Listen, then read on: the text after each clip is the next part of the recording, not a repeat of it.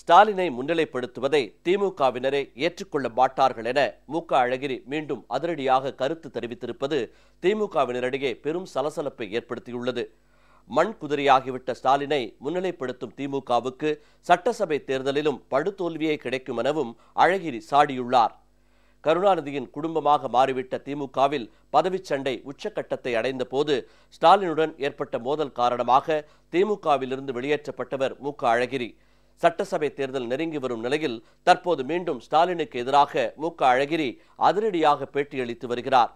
ஸ்டாலின் ஒரு மண் குதிரை என்றும் அவரை முன்னிலைப்படுத்தி தேர்தலில் இறங்கும் திமுகவுக்கு கிடைப்பது படுதோல்வியே என்றும் கூறியுள்ள மு.க. அழகிரி, கோடி கோடியாக பணத்தை வாரி இறைத்தாலும் ஸ்டாலின் முதல்வராக முடியாது என்றும், ஸ்டாலினை பொறுத்தவரை அது ஒரு பகற் கனவுதான் என்றும் தெரிவித்துள்ளார்.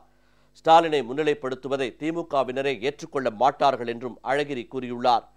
மக்கள் ஆதரவை முற்றிலுமாக இழந்துவிட்ட கட்சி திமுக என்பது ஒவ்வொரு தேர்தலிலும் நிரூபிக்கப்பட்டு வரும் நிலையில் ஸ்டாலினுக்கு எதிராக மு.க. அழகிரி மீண்டும் போர்க்கொடி உயர்த்தி இருப்பது திமுகவினரிடையே பெரும் சலசலப்பை ஏற்படுத்தியுள்ளது.